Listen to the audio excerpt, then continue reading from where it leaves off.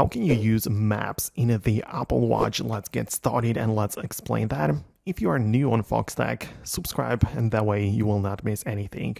Okay, so the Apple Watch most definitely has some map applications available. You, for example, have the Apple Maps, which are pre-installed, and also there is the Google Maps application on the Apple Watch. And there is like a clear difference because the Google Maps is it's a good app, right? But it's designed to only give you directions. So when you start a navigation inside of the Google Maps on your iPhone, you will only get the like directions and alerts on the watch, so you will not be able to just browse the map.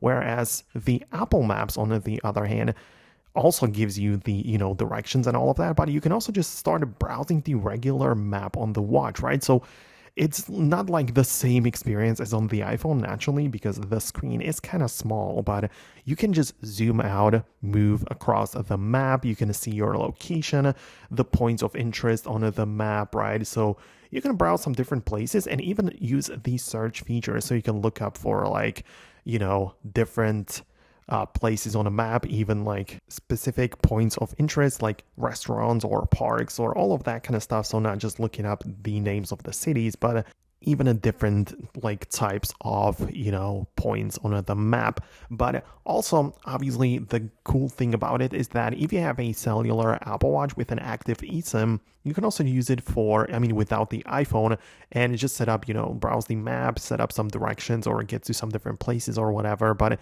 that can all be done without the iPhone. So that's like a different thing. So I just quickly wanted to like explain how it works.